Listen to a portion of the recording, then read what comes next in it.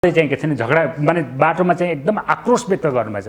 विप्लव कहाँ गयो यो देशमा, कहाँ गयो भनेर चाहिँ आक्रोश व्यक्त गर्नु, कहाँ मरेछ त्यो भनेर चाहिँ आक्रोश व्यक्त गर्नुभयो। किन उहाँले चाहिँ के छ भन्दा त्यो अन्यायको स्थिति भोग्नु पर्यो। पीडा भएको थियो उहाँलाई जो पीडा थियो त्यो पीडाबाट मुक्त गर्ने यहाँ सरकार छैन, यहाँ सरकारका कुनै निकाय छैनन्, यहाँ कुनै एउटा त्यस्तो खालको चाहिँ संस्थाहरू पनि छैन। त्यहाँ एउटै संस्था छ, त्यो भनेको नेपाल कम्युनिस्ट पार्टी। उठे कि उठेन तपाईँ त साक्षी अहिले उठेको छैन त्यो विषय, अहिले उठेको छैन त्यो विषय, अहिले उठेको छैन। प्रचण्डसँग पनि कुरा भएन, यो विषयमा भएको छैन, यो विषयमा भएको छैन। हो, यो विषयमा भएको छैन जुन विषयमा तपाईँले कुरा गर्न खोज्नु भएको छ। तर यसले अर्थ चाहिँ राख्छ, किनभने जनतामा एउटा आशा पलाएको छ, एउटा विश्वास पैदा भएको छ, एकताबद्ध होस् कम्युनिस्ट आन्दोलन भन्ने एउटा भाव पैदा भएको छ। त्यो राम्रो कुरा हो, त्यो दिशातिर जान्छ र हाम्रो पार्टी त्यो दिशातिर लैजानको निम्ति हामीले त्यहाँ प्रयत्न गर्छौँ, कोसिस गरिरहेका छौँ विभिन्न तरिकाले।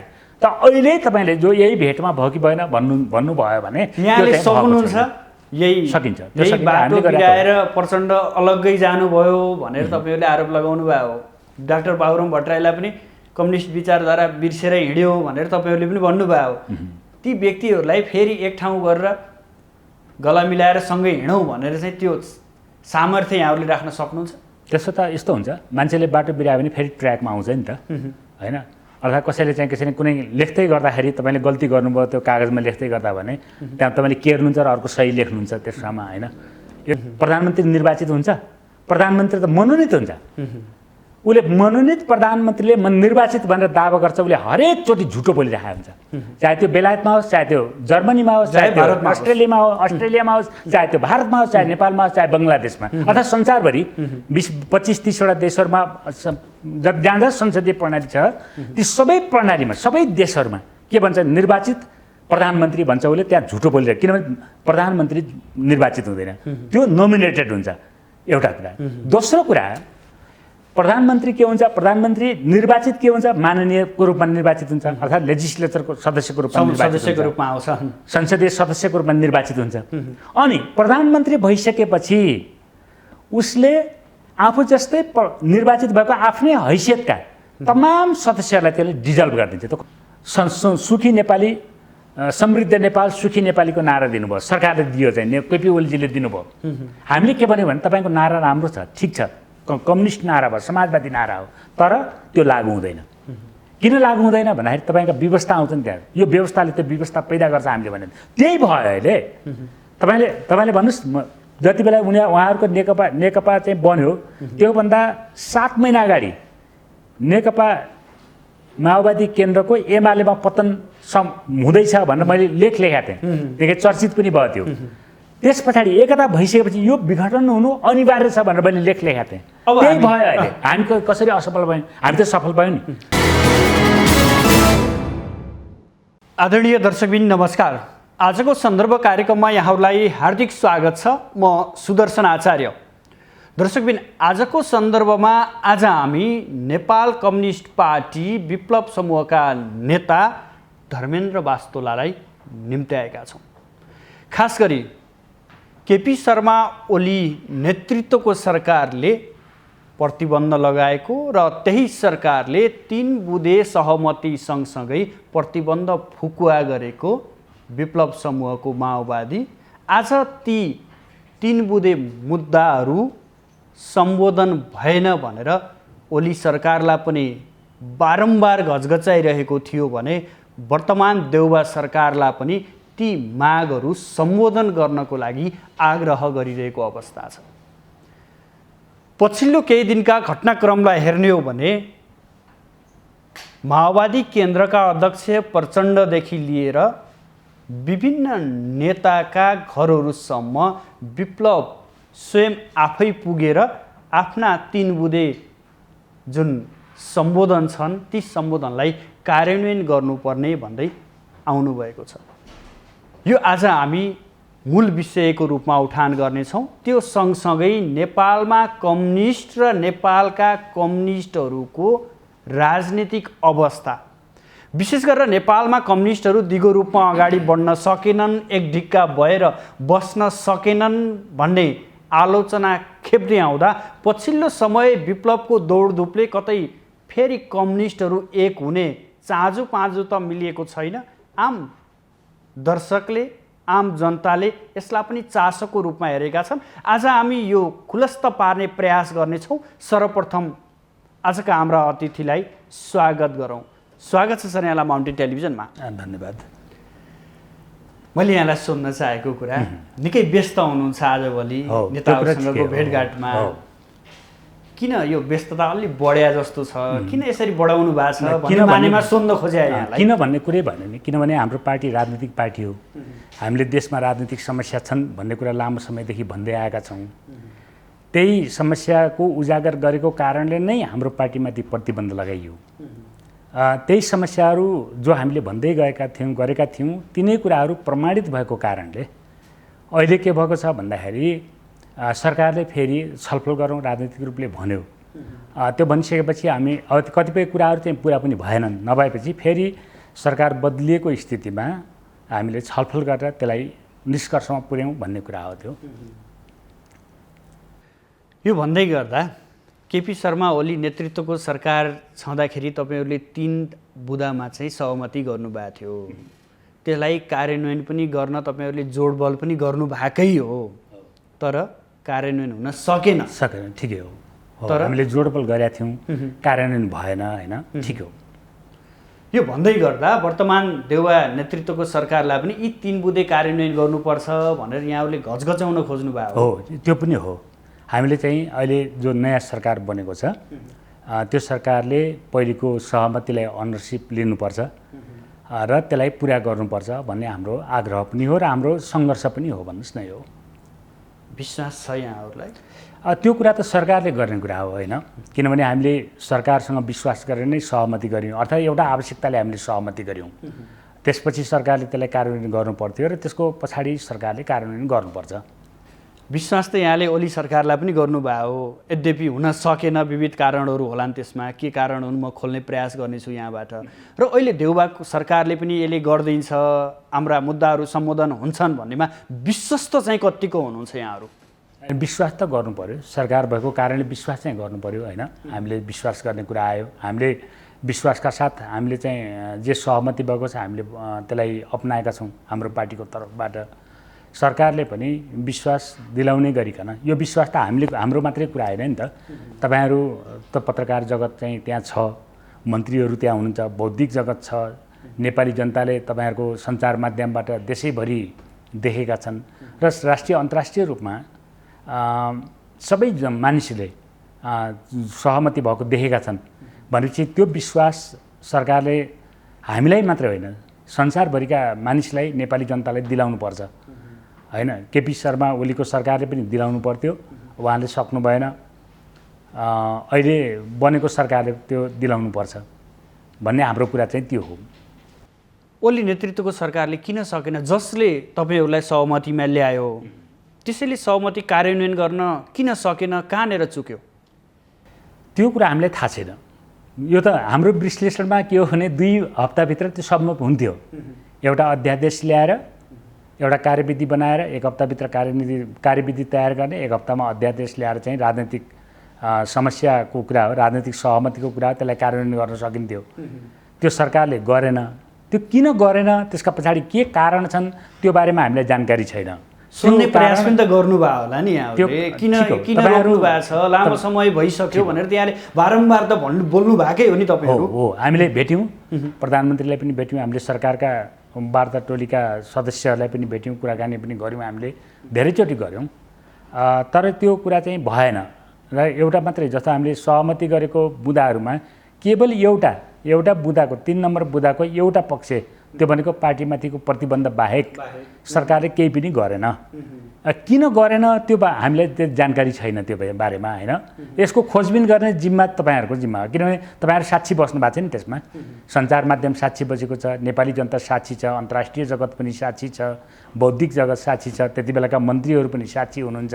सबै चाहिँ के छ भने साक्षी बसेर सार्वजनिक रूपमा चाहिँ गरिएको लागू गर्न सकिन्न, कार्यान्वयन गर्न सकिन्न भने तपाईँहरूलाई किन त्यो बुँदामा सहमति गराइयो, किन ल्याइयो त यसरी? त्यो त सरकारले एउटा आवश्यकतामा गर्यो होइन, सहमति गर्यो, हामीले पनि एउटा आवश्यकतामा सहमति गऱ्यौँ। किनभने सरकारले के भन्यो भन्दाखेरि नेपालको राजनीतिक समस्या जो हाम्रो पार्टीले उठाएको छ त्यसलाई छलफल गर्ने, शान्तिपूर्ण तरिकाले छलफल बहसद्वारा त्यसलाई समाधान गर्दै जाने भनेर सरकारले भनिसकेपछि हामीले सहमति गऱ्यौँ। हाम्रो पार्टीको तर्फबाट हामीले सहमति गऱ्यौँ। त्यो कुरा सरकारले त गर्न सक्ने कुरा हो, त्यो नसक्ने कुरा होइन। किनभने गर्नै पर्ने कुरा हो, त्यो नगरे पनि गर्नै पर्ने कुरा हो। किनभने देशमा राजनीतिक समस्या छ, आर्थिक समस्या छ, सामाजिक सांस्कृतिक समस्याहरू छन्। त्यो कुरा हाम्रो पार्टीले बारम्बार उठाएको छ र सशक्त तरिकाले उठाएको छ, जसको कारणले सरकारले चाहिँ प्रतिबन्ध समेत लगाए। यति चर्को भयो यो विषय कि यसले सायद सत्तामाथि नै त्यसले एउटा खलल पुर्याउने खालको चाहिँ बनायो त्यो नाराहरूले, जसको कारणले सरकारले प्रतिबन्ध लगाए। त पछि सरकारले के महसुस गर्यो भने यसलाई छलफल गर्नुपर्छ भनेर महसुस गर्यो। गरिसकेपछि त्यसलाई कार्यान्वयन त गर्नु पऱ्यो नि त, सरकारले गर्नु पर्थ्यो। गरेन, त्यो किन गरेन त्यसको खोजबिन गर्ने कुरा चाहिँ तपाईँहरूको पनि जिम्मा हुन्छ, सञ्चारकर्मीको पनि जिम्मा हुन्छ भन्ने हामीले लाग्छ। अघि मैले एउटा शब्द बोल्दै गर्दा तपाईँले केही त्यसमा असन्तुष्टि जाहेर गर्नुभयो। म फेरि पनि दोहोऱ्याएँ, तपाईँहरू त्यहाँ तपाईँ पनि हुनुहुन्छ, तपाईँको नेता विप्लवसँग तपाईँ पनि हुनुहुन्छ, जो प्रचण्ड निवासमा पुग्नु भएकै हो। प्रचण्डको कार्यालय हो त्यो निवास भने पनि एउटा कोटेश्वरमा पनि पुग्नु, माधव कुमार नेपालको कार्यालयमा अथवा निवासमा पनि पुग्नु भएकै हो। तर घर घर भनेर डाक्टर बाबुराम भट्टराईकोमा पनि पुग्नु भएकै हो।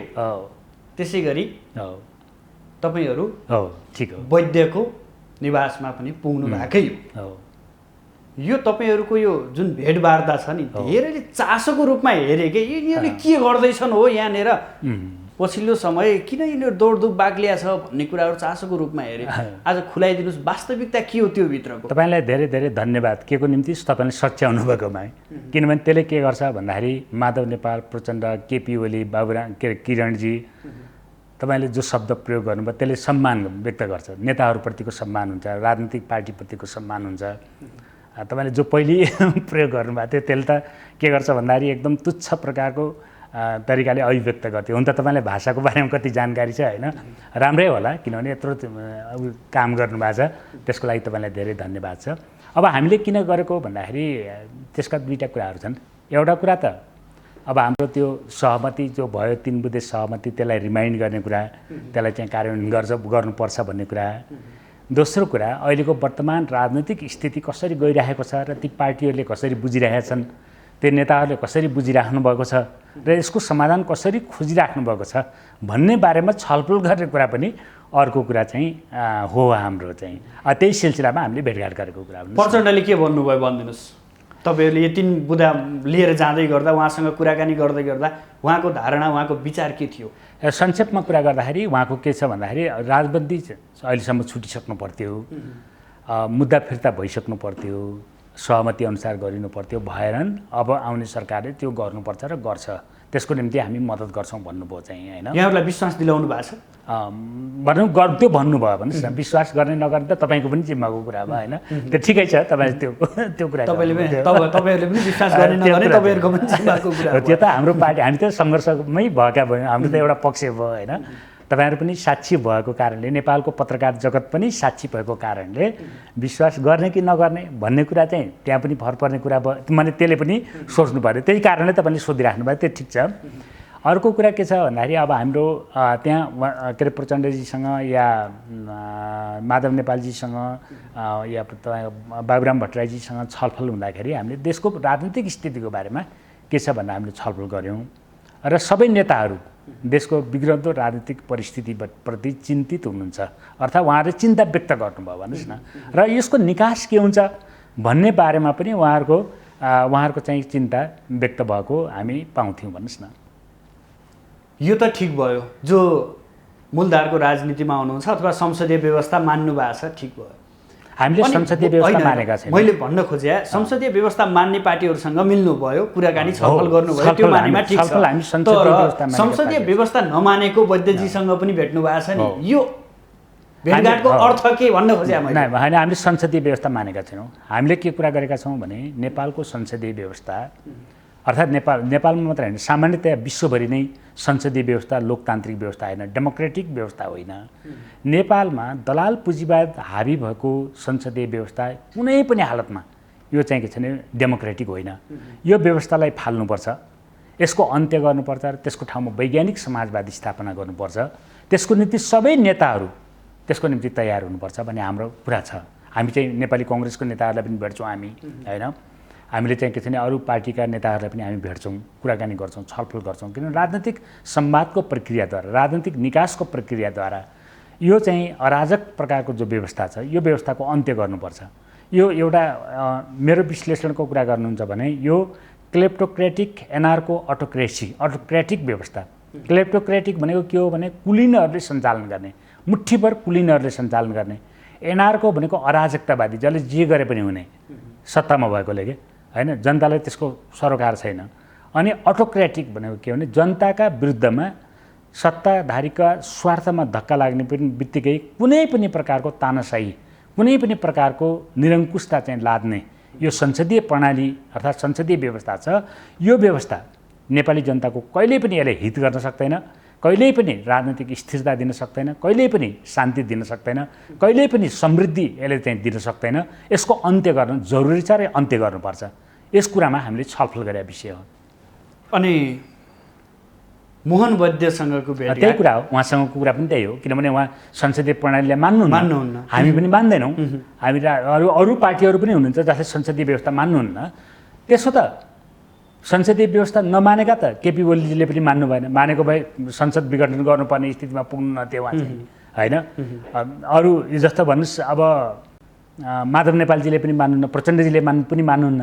यदि उहाँहरूले चाहिँ संसदीय व्यवस्था मानेको भए आफ्नो पार्टी छोडेर नेपाली कङ्ग्रेसलाई भोट हाल्नुपर्ने या प्रधानमन्त्री बनाउनु पर्ने स्थितिमा पुग्नु नथ्यो, होइन? किनभने यो त यस्तो खालको अराजक, यस्तो खालको अस्थिर, यस्तो खालको अराजनैतिक व्यवस्था हो। यो अति यस्तो अनडेमोक्रेटिक व्यवस्था हो। यसको कुनै नर्म्स छैन, जनताको हितमा कुनै काम गर्दैन यसले।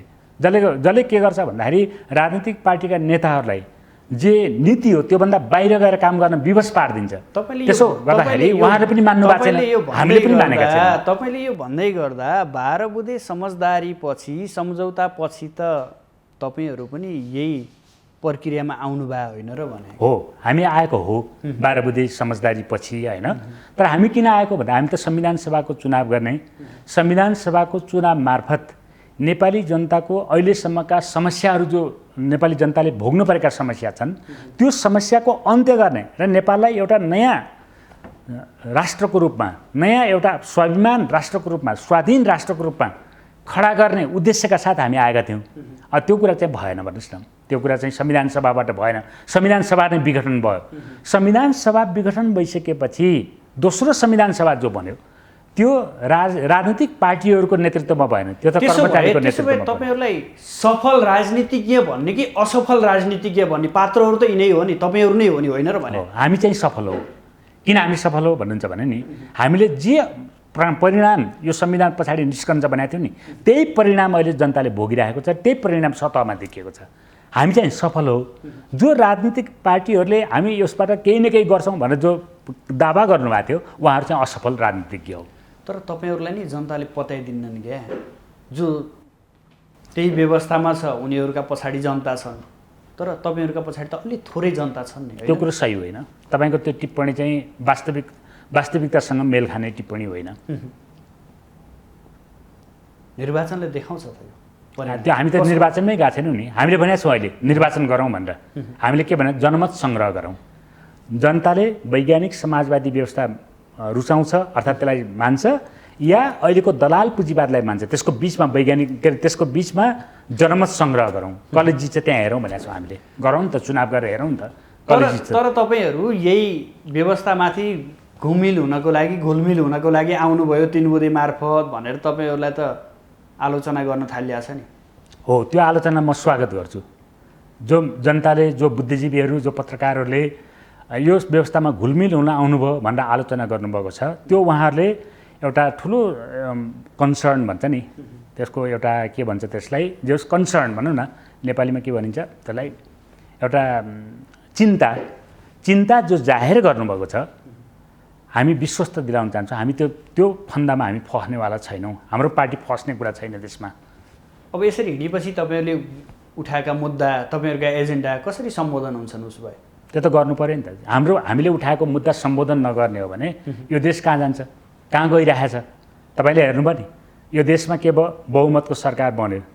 नेपाल कम्युनिस्ट पार्टीको नेतृत्वमा बहुमत ल्याएको पार्टीको नेतृत्वमा सरकार बन्यो। सरकारमा जाँदाखेरि 2/3 बहुमतसम्म भयो। त्यो पार्टी विघटन भएर खत्तम हुनुपर्ने दुर्दशा नेपालले जो गरेको छ, योभन्दा अर्को के प्राप्त गर्ने यसमा? र यो आज मात्रै भएको कुरा हो, त्यो कुरा पनि होइन। केही 20-22 वर्ष अगाडि गिरिजाप्रसाद कोइरालाको नेतृत्वमा नेपाली काङ्ग्रेसको सरकार हुँदाखेरि पनि त्यो पनि बहुमतको नेपाली काङ्ग्रेसको बहुमतको सरकार त्यो पनि चाहिँ के छैन, विभाजित हुनु पर्यो। त्यति बेला विघटन गर्नु पर्यो सरकारलाई। यो के कारणले भन्दाखेरि यो त गिरिजाप्रसाद कोइरालाको समस्याको कुरा होइन, त्यो अहिले केपी ओलीको समस्याको कुरा होइन, यो प्रचण्डको समस्याको कुरा होइन, यो संसदीय व्यवस्थाको समस्याको कुरा हो। जति बेला जब संसदीय व्यवस्था जुन प्रकारको हामीले प्रयोग गरेका छौँ, विश्व परिवेशलाई हेर्ने हो भने संसदीय व्यवस्था भएका मुलुकहरू पनि त सफल मुलुक भएका छन् नि। विश्वमा तपाईँको कुनै पनि मुलुकमा संसदीय व्यवस्था डेमोक्रेटिक व्यवस्था होइन।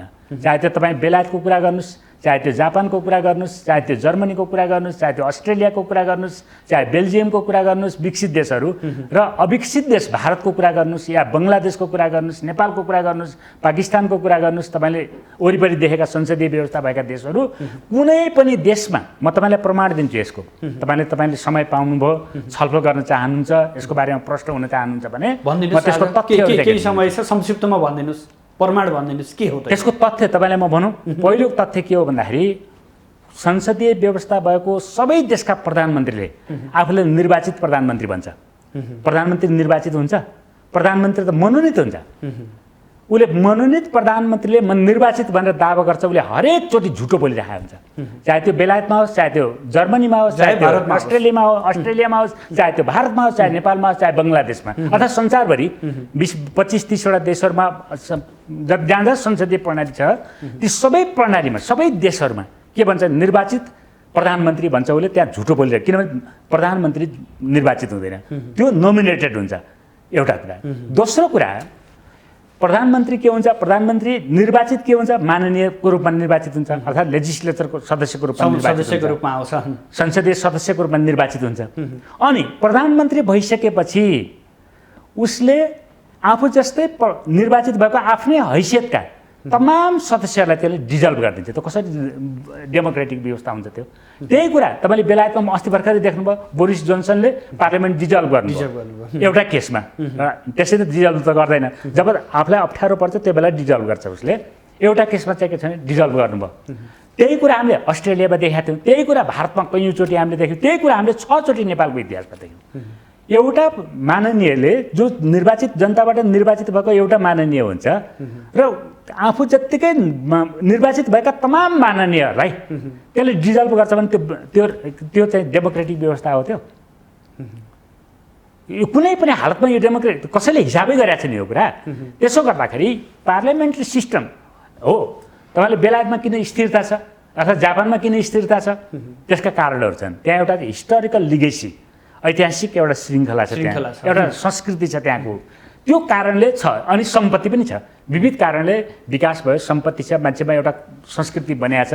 त्यो कारणले त्यहाँ के छ भने सामान्यतया स्थिरता छ। रिलेटिभ भनेको सापेक्षित स्थिरता त्यहाँ छ। तर यो व्यवस्था डेमोक्रेटिक भएको कारणले या लोकतान्त्रिक भएको कारणले, प्रजातान्त्रिक या जनवादी भएको कारणले त्यो होइन, त्यो बेग्लै कारणले छ। त्यसको कारण त्यसो भइसकेपछि संसदीय प्रणाली संसारमा जहाँ जहाँ चलेको छ यो डेमोक्रेटिक व्यवस्था यो होइन, लोकतान्त्रिक व्यवस्था होइन। त्यो यो नेपालमा त हुने कुरै छैन। नेपालमा त झन् स्वाधीनता पनि छैन, पराधीनता छ।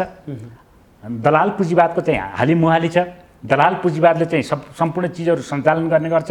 एकाधिकार पुँजीपतिका प्रतिनिधिहरूले अनसिन ह्यान्ड अर्थात् छायाका हातहरूबाट चाहिँ सत्ता सञ्चालन गर्छ। यहाँ कसरी त्यो लोकतान्त्रिक हुन्छ, कसरी जनवादी हुन्छ त्यो व्यवस्था? म फेरि जोड्न चाहेँ, तपाईँ विप्लवसहित नेताहरूसँग छलफल गरिरहँदा अर्को कुरा पनि उठाएको थियो, कम्युनिस्टहरू फेरि एक हुन लागे रे, विप्लवले चाहिँ सबै नेताहरूलाई भेटघाट गरेर फेरि एक ठाउँमा उभ्याउन लाए रे भन्ने कुराहरू पनि बाहिर आइरहेछन्। यसमा सत्यता कति हो, वास्तविकता के हो? यसमा तपाईँ यो विषय हामीले ओपन गरेका छैनौँ। तपाईँले अहिले तपाईँको टेलिभिजन मार्फत नेपाली जनतालाई भन्दाखेरि हामीले अहिले त्यो ओपन गरेका छैनौँ। त्यो हाम्रो मिसन हो। हामी के चाहन्छौँ भन्दाखेरि सिङ्गो नेपाली कम्युनिस्ट आन्दोलनलाई एकताबद्ध गरेर नेपालमा वैज्ञानिक समाजवाद स्थापना गर्न हामी चाहन्छौँ। त्यो बाहेक यो जो एनआरको अटोक्रेटिक सिस्टम छ यसलाई नफालिकन त्यसको ठाउँमा वैज्ञानिक समाजवाद स्थापना नगरिकन नेपालले एउटा गति लिन सक्दैन। राजनीतिक गति, आर्थिक गति, सामाजिक सांस्कृतिक गति लिन सक्दैन। यो भेटवार्ताले यो अर्थ राख्छ कि राख्दैन भन्न खोजेँ मैले। यसको अर्थ त राख्छ नि, त्यही भएर त चर्चा छ मान्छेहरूको। अर्थ चाहिँ राख्छ, तर प्रसङ्ग उठ्यो कि उठेन तपाईँ त साक्षी अहिले उठेको छैन। त्यो विषय अहिले उठेको छैन। त्यो विषय अहिले उठेको छैन। प्रचण्डसँग पनि कुरा भएन, यो विषयमा भएको छैन। यो विषयमा भएको छैन। हो, यो विषयमा भएको छैन जुन विषयमा तपाईँले कुरा गर्न खोज्नु भएको छ। तर यसले अर्थ चाहिँ राख्छ, किनभने जनतामा एउटा आशा पलाएको छ, एउटा विश्वास पैदा भएको छ, एकताबद्ध होस् कम्युनिस्ट आन्दोलन भन्ने एउटा भाव पैदा भएको छ। त्यो राम्रो कुरा हो। त्यो दिशातिर जान्छ र हाम्रो पार्टी त्यो दिशातिर लैजानको निम्ति हामीले चाहिँ प्रयत्न गर्छौँ, कोसिस गरिरहेका छौँ विभिन्न तरिकाले। त अहिले तपाईँले जो यही भेटमा भयो कि भएन भन्नुभयो भने यहाँले सक्नुहुन्छ, यही सकिन्छ। यही बाटो बिराएर प्रचण्ड अलग्गै जानुभयो भनेर तपाईँहरूले आरोप लगाउनु भयो हो। डाक्टर बाबुराम भट्टराईलाई पनि कम्युनिस्ट विचारधारा बिर्सेर हिँड्यो भनेर तपाईँहरूले पनि भन्नुभयो हो। ती व्यक्तिहरूलाई फेरि एक ठाउँ गरेर गला मिलाएर सँगै हिँडौँ भनेर चाहिँ त्यो सामर्थ्य यहाँहरूले राख्न सक्नुहुन्छ? त्यसो त यस्तो हुन्छ, मान्छेले बाटो बिरायो भने फेरि ट्र्याकमा आउँछ नि त, होइन? अर्थात् कसैले चाहिँ कसैले कुनै लेख्दै गर्दाखेरि तपाईँले गल्ती गर्नुभयो त्यो कागजमा लेख्दै गर्दा भने त्यहाँ तपाईँले केर्नुहुन्छ र अर्को सही लेख्नुहुन्छ त्यसमा, होइन? यो यस्तो भइरहेको छ जीवन मान्छेको जीवनमा। बाबुराम भट्टराईले त कम्युनिस्ट शब्द नै सुन्न पनि नरुचाउने अवस्थामा पुगिसक्नु भएको छ भने त्यस्तो जस्तो मलाई चाहिँ लाग्दैन। तपाईँले जसरी न्यारेट गर्नुभयो त्यस्तो चाहिँ मलाई लाग्दैन। उहाँले बेला बेलामा भन्नुहुन्छ क्या, अब यो कम्युनिस्ट भन्ने शब्द छोडौँ, अब हामी अगाडि बढ्नुपर्छ, विकासका कुरा परिवेश अनुसार भन्नुहुन्छ होला उहाँले, होइन? त्यो चाहिँ हो, उहाँले चाहिँ एउटा ऐतिहासिक एउटा श्रृङ्खला त्यसलाई चाहिँ विश्लेषण गर्ने क्रममा सायद भन्नुहुन्छ होला। तर तपाईँले भने जस्तै चाहिँ हो जस्तो चाहिँ मलाई लाग्दैन।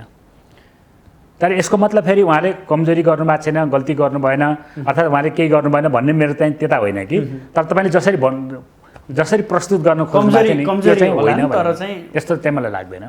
तपाईँहरू सँगसँगै यत्रो जनयुद्ध गरेका नेताहरू आज आलिशान भवन बनाए, आफ्ना छोराछोरीहरूलाई नेपालमा होइन विदेशमा पढ्न पठाए। कहाँबाट कहाँ पुगे? तपाईँहरू अझै यहीँभित्र राजनीति भन्नुभएको छ, व्यवस्था परिवर्तन गर्छौँ, जनताका कुरा उठाउँछौँ भन्दै हिँड्नु भएको छ। न तपाईँहरू सुध्रिन सक्नुभयो, न तपाईँका पुस्तालाई सुधार्न सक्नुभयो। कहिलेकाहीँ दुःख लाग्दैन र भने यो कुरा चाहिँ कस्तो भन्दाखेरि तपाईँको यो पानी धमिल्याउने टाइपको अर्थात् मान्छेलाई विकृत पार्ने खालको चाहिँ प्रश्न हो तपाईँको। त्यो राम्रो प्रश्न चाहिँ भएन। अर्थात् त्यो त ओजिलो प्रश्न, तपाईँको जस्तो टेलिभिजनले गर्ने प्रश्न भयो जस्तो चाहिँ मलाई लागेको त छ नि। नेपाली राजनीतिमा आएका कम्युनिस्टहरू आज त आलिशान भवनमा छन् नि। मेरो कुरा गर्नुहुन्छ, मेरो दृष्टिकोणको कुरा गर्नुहुन्छ भने नेपालमा कुनै आलिशान भवन छैन नेपालीको। म यही भन्दैछु। यो दलाल पुँजीपतिहरूका छन्, केहीका छन्। जस्तो तपाईँको मैले अस्ति हिजो एउटा आलिशान भवन देखेँ, एउटा चाहिँ हस्पिटल रहेछ, मेडिसिटी कि के भन्ने। संयोगले म त्यहाँ गएको, मलेसियाको एयरपोर्ट जस्तो लाग्यो मलाई त्यो भवन। तल माथि त गएन, होइन? केही चाहिँ त्यस्ता रहेछन्। नेपाली जनताको कुनै पनि धनी मान्छेको तपाईँको आलिशान भवन मैले मेरो आँखाले देख्दैन है। मैले जो विश्व देखेको छु, मैले जो बुझेको छु, मैले जे हुनुपर्छ भन्ने मलाई लाग्छ, जसरी मैले चाहिँ जस्तो ठाउँमा चाहिँ नेपाली जनता बस्नुपर्छ भन्ने, जस्तो खानुपर्छ, जस्तो चाहिँ सुख सुविधा प्राप्त गर्नुपर्छ, राज्यले व्यवस्था गर्नुपर्छ भन्ने मलाई लाग्छ। म त्यस्तो कुनै नेपाली जनताको त्यस्तो आलिशान चाहिँ म देख्दैन। मैले यस्तो स्टुडियो मैले अन्त पनि देखाएको छु, अरू देशहरूमा पनि देखाएको छु, तर यो तपाईँको आलिशान स्टुडियो चाहिँ मलाई लाग्दैन। यो भन्दै गर्दा तपाईँ भनिदिनुहोस् न, तपाईँहरूसँग सँगसँगै सहकार्य गर्दै आएका साथीहरूको जीवनशैली र तपाईँहरूको जीवनशैली एकै छ त उसो भए? यो त भनिदिनुहोस् न। त्यो छैन, त्यो बिल्कुल छैन। किनभने हामी जनताको मुद्दा उठाएका छौँ र जनतासँगै बसेका छौँ। जे जनताको धरातल छ त्यसैमा छौँ हामी। अरू साथीहरू त्यो छोड्नुभयो र अर्को ठाउँमा जानुभयो, त्यस कारणले फरक चाहिँ छ। तर तपाईँले जो आलिशान भन्नुभयो नि, त्यो आलिशान चाहिँ नेपालमा म कुनै घर देख्दैन। मैले भन्न खोजेँ त्यति मात्रै हो। बाहिर नदेखिएला, बाहिर देख्नु भएको छैन, हाम्रो नाङ्गो आँखाले देख्दैन होला। ठिक हो, तर छन त तर मलाई थाहा छ भित्र पनि कस्तो हुन्छ आलिशान भनेको बाहिर कस्तो हुन्छ मलाई थाहा छ। नेपाली घरहरूमा म धेरै ठाउँमा गएको छु चाहिँ, नेपालका होटेलहरूमा पनि गएको छु, म चाहिँ नेपालका घरहरूमा पनि गएको छु होइन। म चाहिँ नेपाली जनतासँग बसेको छु, नेपालका कुलीन मान्छेहरूसँग पनि मेरो सहकार्य चाहिँ मैले देखेको छु। त्यो चाहिँ कहिलेकाहीँ अप्ठ्यारो लाग्दैन हामी सँगै सहयात्रा गरेका साथीहरू यसरी टुटफुट भएर यताउता लागेर आफ्नो कहिले विचार बिर्से कहिले के बिर्से भन्दै यताउता गर्दै गर्दाखेरि अप्ठ्यारो लाग्दैन? त्यो कुरा त अप्ठ्यारो लाग्छ, ठिकै हो। त्यही कारण हामी त्यसलाई एकताबद्ध गर्ने प्रयत्नमा चाहिँ लागिरहेछौँ भन्नुहोस् न। तर एकताबद्ध गर्ने भने के हो त भन्दाखेरि ल जोड्यौँ त भनेर हुने कुरा होइन, नयाँ एजेन्डामा हुने कुरा हो। त्यस कारणले हामीले अगाडि एजेन्डा के सारेका छौँ अहिले भन्नुहुन्छ भने राजनीतिक एजेन्डा प्रगतिशील संयुक्त सरकार बनाऊँ, जनमत सङ्ग्रह गरौँ र वैज्ञानिक समाजवादमा जाउँ। यो एजेन्डामा सिङ्गो कम्युनिस्ट आन्दोलन हाम्रा साथीहरू जो चाहिँ बाहिर यताउता भित्र भएका साथीहरू छ त्यो सबै साथीहरू चाहिँ छन् त्यसमा एकताबद्ध हुने स्थिति बन्छ। त्यो एजेन्डामा जाउँ हामी भन्ने हाम्रो कुरा छ। हाम्रो प्रयत्न तपाईँले भने जस्तो त्यो अप्ठ्यारोलाई त्यसलाई महसुस गर्दै भन्नुहोस् न त्यसलाई एक ठाउँमा ल्याउने प्रयत्न हामी चाहिँ गरिरहेका छौँ। यसको लागि त सबैभन्दा पहिला जनताको मन जित्नु पर्यो, ठिक हो, त्यहाँसम्म पुग्नु पर्यो। अझै पनि तपाईँहरूको सङ्गठन केही न केही रूपमा थोरै नै छ आजको दिनसम्म। अब कसरी अगाडि बढाउँदै हुनुहुन्छ? सङ्गठनको विस्तार काम कसरी भइरहेछ? तपाईँले जो जनताको मन जित्नु पर्यो भन्ने कुरा गर्नुभयो नि, त्यो कुरा चाहिँ अलिकति केसँग सायद अभ्यस्त भएको विचार होला जस्तो लाग्छ भने यो संसदीय प्रणालीसँग, किन भोट जित्नु पर्यो, सभासद जित्नु पर्यो, प्रधानमन्त्री बन्नु पर्यो भन्ने चाहिँ अभ्यस्त चेतनाबाट आएको जस्तो मलाई लाग्छ होइन। तर हामीलाई के लाग्छ भने तपाईँ गाउँमा जानुभयो भने अहिले सबै मान्छेले के भन्छ भने नेपाल कम्युनिस्ट पार्टी सत्तामा आउनु पर्यो भन्छ। यसले ठिक पार्नु पर्यो भने मैले तपाईँलाई म भन्छु, एकचोटि यहाँ के अरे यो कलङ्कीमा एकजना महिलाले चिल्लाउँदै चाहिँ के छ नि झगडा माने बाटोमा चाहिँ एकदम आक्रोश व्यक्त गर्नुभएछ। विप्लव कहाँ गयो यो देशमा, कहाँ गयो भनेर चाहिँ आक्रोश व्यक्त गर्नु, कहाँ मरेछ त्यो भनेर चाहिँ आक्रोश व्यक्त गर्नुभयो। किन? उहाँले चाहिँ के छ भन्दाखेरि त्यो अन्यायको स्थिति भोग्नु पर्यो। उहाँलाई जो पीडा थियो त्यो पीडाबाट मुक्त गर्ने यहाँ सरकार छैन, यहाँ सरकारका कुनै निकाय छैनन्, यहाँ कुनै एउटा त्यस्तो खालको चाहिँ संस्थाहरू पनि छैन। यहाँ एउटै संस्था छ, त्यो भनेको नेपाल कम्युनिस्ट पार्टी, त्यो भनेको विप्लवले नेतृत्व गरेको, त्यसको नेता विप्लव, त्यो कहाँ गयो भनेर चाहिँ मान्छेहरू चिल्लायो। त्यो भनेको के हो भने सिङ्गो देशले, तपाईँले अघि भन्नुभयो नि जनमतको, सिङ्गो देशको जनमत हाम्रो पार्टीमाथि छ। अहिले पनि छ, हिजो पनि थियो होइन। त्यसले के प्रमाणित गर्छ भन्दाखेरि हामी जनताको बिचमा छौँ, जनताले माग गरेको छ, त्यसलाई सम्बोधन गर्ने दायित्व हामीसँग छ, हामीले त्यसलाई गर्नुपर्छ भनेर हामी लागिरहेका छौँ। तर सानो सङ्घर्षले त हुँदैन, त्यो सही कुरा हो। त्यो सानो सङ्घर्षले हुँदैन, त्यसमा सबै सामेल हुनुपर्छ, तपाईँ पनि सामेल हुनुपर्छ, अरू पनि सामेल हुनुपर्छ, उत्पीडित जनताहरू चाहिँ त्यसमा सामेल हुनुपर्छ, त्यो सही कुरा हो। 2006 सालमा कम्युनिस्ट नेपालमा, त्यसपछिको इतिहासलाई हेर्ने हो भने नेपालमा कम्युनिस्टहरू जन्मिन्छन् फुट्छन्, जन्मिन्छन् फुट्छन्, आजको दिनसम्म हेर्दा त्यस्तै नै छ। यो नेपाली माटोले कम्युनिस्ट नसुभ्या हो कि अथवा साँच्चै कम्युनिस्ट नेपालमा जन्मन नसक्या हुन्, के हो यो? तपाईँले धेरै महत्त्वपूर्ण विषय उठाउनु भयो होइन, त्यसको लागि तपाईँलाई धेरै धन्यवाद। तर यो विषय यति सानो छलफलले टुङ्गिन्छ भन्ने मलाई लाग्दैन। हामीले अहिले पार्टी बनाइसकेपछि स्वतन्त्र तरिकाले हामीले जो छलफल गरेका छौँ त्यसमा हामीले के कुरा एउटा निष्कर्षमा पुग्न खोजिरहेछौँ भन्दाखेरि हाम्रो अध्ययनले भन्नुहोस् न, यहाँ कहीँ न कहीँ द्वन्द्वात्मक भौतिकवादी दर्शन भनौँ न, मार्क्सवादी दर्शनलाई नेपालमा प्रयोग गर्दाखेरि अथवा बुझ्दाखेरि त्रुटिपूर्ण तरिकाले बुझियो र त्रुटिपूर्ण तरिकाले त्यसलाई प्रयोग गर्ने कोसिस गरियो भन्ने हामीलाई लाग्छ। त्यो नेपालमा मात्रै होइन, म त अन्तर्राष्ट्रिय कम्युनिस्ट आन्दोलनमा अन्तर्राष्ट्रिय विभागमा काम गर्दाखेरि मैले संसारभरिका कम्युनिस्टहरूको छलफल गरेको छु, सबैसँग मेरो चाहिँ अन्तर्क्रिया भएको छ, धेरैसँग चाहिँ बहसहरू भएको छ होइन। अन्त पनि मैले त्यो समस्या पाउँछु। त्यसको पछाडिको कारण के लाग्छ भन्दाखेरि कहीँ न कहीँ दार्शनिक मान्यता जो छ नि, यसको सही तरिकाले बुझ्ने मान्यता छ नि, त्यसमा त्रुटि भएको चाहिँ लाग्छ होइन। त्यो बारेमा हामी सच्याउँदैछौँ, त्यसलाई हामी चाहिँ सच्याउने त्यसको खास के हो त भनेर हामी वैज्ञानिक अनुसन्धानहरूलाई, जो वैज्ञानिकहरूले गरेका अनुसन्धानहरूलाई हेर्ने, त्यसको तथ्यमा पुग्ने र सत्य पत्ता लगाउने कोसिस हामी गर्दैछौँ। त्यसले त्यो सुधारियो भने हामीलाई के लाग्छ भन्दाखेरि यसले हामी कहाँ देखा परेको जो तुटफुटको समस्या तपाईँले भन्नुभयो त्यसले धेरै हल गर्छ। यसले सिद्धान्त कमजोर हो नेपाल कम्युनिस्ट पार्टीको? होइन, सिद्धान्त कमजोर होइन। कमजोर भएको हुन्थ्यो भने तपाईँलाई थाहा छ कि छैन, एकचोटि हुन त मलाई पनि त्यति उस भएन, मैले सुनेको कुरा मात्रै गर्दैछु तपाईँलाई। अमेरिकी राष्ट्रपति ट्रम्पले आफ्नै कार्यकालमा एउटा सर्वे गर्नुभएछ। विश्वमा कम्युनिस्ट मान्नेहरू समाजवादी भन्नेहरू कति छन् भन्दाखेरि 96% कम्युनिस्टहरू चाहिँ उहाँले भेट्नु भएको छ। 96% समाजवादी होइन भने 4% मात्रै पुँजीवादी रहेछ, 96% चाहिँ समाजवादी। यो विश्व चाहिँ अत्यन्तै भोलाटाइल भन्छ त्यसलाई, विस्फोटक प्रकारको भयो। यसलाई अहिलेका विज्ञहरूले धेरै गहिरो गरिकन सोच्नुपर्छ भनेर उहाँले भन्नुभएको रहेछ भन्ने मैले सुने होइन। तपाईँको कम्युनिस्टको तपाईँले भने जस्तो हुन्थ्यो भने यो स्थिति विश्वमा चाहिँ हुँदैन थियो। विश्वको चित्र चाहिँ बेग्लै छ, तपाईँले हेर्नुभयो भने नेपालको चित्र पनि बेग्लै छ। अब हामी केही समय यो वर्तमान राजनीतिको घटनाक्रममा जोड्यौँ। अहिले साह्रै मिठो 5 दलीय गठबन्धन बनेको छ अरे। त्यहाँ कम्युनिस्ट पनि छन्, प्रजातान्त्रिक आफूलाई प्रजातान्त्रिक हिमायती ठान्ने मान्छेहरू पनि छन्, कम्युनिस्ट ठान्नेहरू पनि छन्। सरकार बनेको छ देउवाको नेतृत्वमा। साँच्चै भनिदिनुहोस् त यो गठबन्धन 5 दलीय गठबन्धनलाई यहाँको नजरले कसरी हेरिरहेछ? मैले अदालती कारबाही हुने बित्तिकै एउटा स्ट्याटस लेखेको थिएँ होइन। जे राजनीतिक घटनाक्रम घटिरहेछ अहिले त्यो चियाको कपभित्रको तुफान हो जनताको आँखामा हेर्दाखेरि।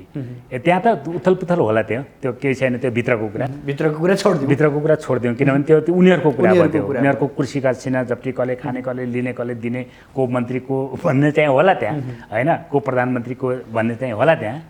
तर यो चाहिँ के हो भने चिया कपभित्रको तुफान बाहेक केही पनि होइन हाम्रो आँखामा चाहिँ। संक्षेपमा भन्दाखेरि भन्नुहोस् न, यो सफल हुन्छ? यो सरकार सफल हुने र नहुने कुरासँग कुनै सरकारको विषय छैन। जनता सफल हुँदैन यसमा, राष्ट्र सफल चाहिँ हुँदैन। सरकारको त चल्ला ठिक छ, सरकार बहुमत आज पाउनुभयो। शेरबहादुरजीले भने 2 वर्ष चाहिँ के अरे त्यहाँ गर्न पाइँदैन, त्यसको अविश्वासको प्रस्ताव ल्याउनु पनि पाइँदैन, यताउता गर्न पनि पाइँदैन। सायद त्यस्तो संवैधानिक व्यवस्था समयअनुसार अझै 17 महिना बाँकी नै छ, 17 महिना बाँकी नै छ, त्यो चलाउनु होला उहाँले। त्यो सफल होला, त्यो बेग्लै कुरा भयो। तर राष्ट्र सफल हुन्छ कि हुँदैन, नेपाली जनता चाहिँ स्वाभिमान हुन्छन् कि हुँदैन, स्वतन्त्र हुन्छ कि हुँदैन, सफल हुन्छ कि हुँदैन, आर्थिक उन्नति हुन्छ कि हुँदैन, त्यो हुँदैन। त्यो चाहिँ के छैन, किमार्थ हुन सक्दैन त्यो। तपाईँले पहिला पनि यही भन्नुहुन्थ्यो क्या, तर असफल हुनुभयो। आज फेरि त्यही दोहोऱ्याएर उठाउँदै हुनुहुन्छ। अब सफल हुँला भन्ने कतिको लागेको छ यहाँलाई? तपाईँले केलाई असफल भन्नुहुन्छ? हामीले जे भन्यौँ त्यो कुरा सतहमा देखेपछि हामी कसरी असफल भयौँ? हामी त सफल भयौँ नि। हामीले जे विश्लेषण गरेका छौँ, हामीले भनेका थियौँ कार्यान्वयन गर्नु पर्यो नि। त्यो ठिक छ, त्यो बेग्लै कुरा भयो। तर तपाईँले भन्नुभयो नि सफल र असफललाई कसरी हेर्नु? जस्तो भन्नुहोस्, नेपाल कम्युनिस्ट पार्टी नेकपाको सरकार बन्यो, उहाँहरूले के भन्नुभयो भने हामी यो देशलाई एउटा सुनको सिँढी चढाएर चाहिँ हामी स्वर्गमा जाने बाटो बनाउँछौँ भन्ने जस्तै गरिकन कुरा गर्नुभयो उहाँले। हामीले के भन्यौँ, तपाईँको इच्छा चाहिँ राम्रो कुरा हो तर यो बन्दैन। हामीले भन्यौँ इच्छा चाहिँ राम्रो कुरा हो, तपाईँको चाहना राम्रा कुरा हुन्। हामीले लेखहरू तपाईँले हेर्नु भएको छ कि छैन होइन? हामी प्रतिबद्ध हुँदाखेरि पनि हामीले धेरै प्रकाशित गरेका छौँ, धेरै जनतालाई सम्प्रेषण गरेका छौँ। उहाँहरूले के भन्नुभयो, हामी भ्रष्टाचार गर्न दिन्नौँ, भ्रष्टाचार पनि गर्दैनौँ, भ्रष्टाचार गर्न पनि दिँदैनौँ भन्नुभयो। सुखी नेपाली समृद्ध नेपाल सुखी नेपालीको नारा दिनुभयो, सरकारले दियो चाहिँ, केपी ओलीजीले दिनुभयो। हामीले के भन्यो भने तपाईँको नारा राम्रो छ, ठिक छ, कम्युनिस्ट नारा भयो, समाजवादी नारा हो, तर त्यो लागु हुँदैन। किन लागु हुँदैन भन्दाखेरि तपाईँका व्यवस्था आउँछ नि त्यहाँ, यो व्यवस्थाले त्यो व्यवस्था पैदा गर्छ हामीले भने त्यही भयो अहिले। तपाईँले भन्नुहोस्, जति बेला उहाँहरूको नेकपा चाहिँ बन्यो त्योभन्दा 7 महिना अगाडि नेकपा माओवादी केन्द्रको एमालेमा पतन हुँदैछ भनेर मैले लेख लेखेको थिएँ, त्यही चर्चित पनि भयो त्यो। त्यस पछाडि एकता भइसकेपछि यो विघटन हुनु अनिवार्य छ भनेर मैले लेख लेखेको थिएँ। त्यही भयो अहिले। हामी कसरी असफल भयौँ? हामी त सफल भयौँ नि। र अब के त भने जनता यो ठाउँमा चाहिँ आउनु पर्यो, देश यो ठाउँमा आउनु पर्यो। हामीले जे निकास दिइरहेछौँ त्यो निकासमा आएपछि देश त नयाँ ठाउँमा जान्छ, यो कुरा त हामीले भनिरहेछौँ। अब अन्तमा भनिदिनुहोस्, यसरी मुलुक चल्दैन, यसरी नागरिकको जीवनस्तर उठ्दैन, ठिक हो। यसको लागि केही गर्नुपर्छ। अब ठ्याक्कै बुदागत रूपमा भनिदिनुहोस्, 1 2 3 के गर्यो भने मुलुकले स्थायित्व पाउँछ, मुलुक विकास हुन्छ र नागरिकहरू समृद्ध बन्छन्। अब यो बारेमा त लामो व्याख्या गर्नुपर्छ। तपाईँले भनेको 1 2 3 मै भन्दाखेरि पहिलो संसदीय व्यवस्थाको अन्त्य गर्नु पर्यो, वैज्ञानिक समाजवादी स्थापना गर्नु पर्यो, आर्थिक आधार र उपरि संरचना। आर्थिक आधार भन्छौँ हामीले, उत्पादन पद्धति छ नि, त्यो उत्पादन पद्धतिमा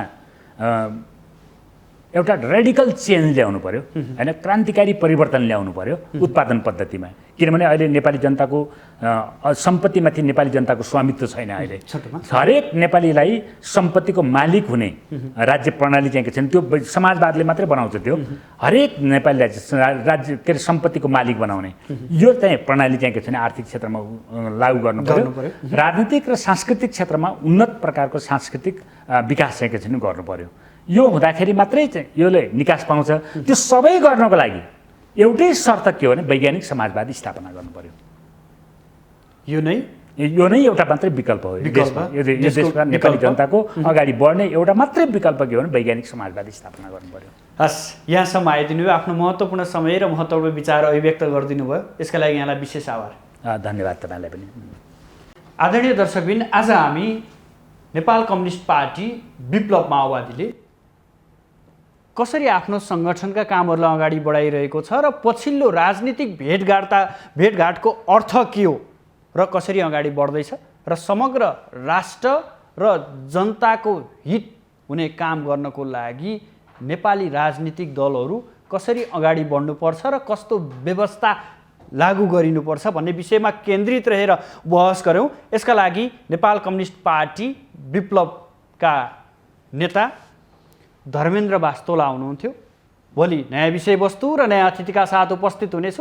आजलाई भने बिदा दिनुहोस्। नमस्कार।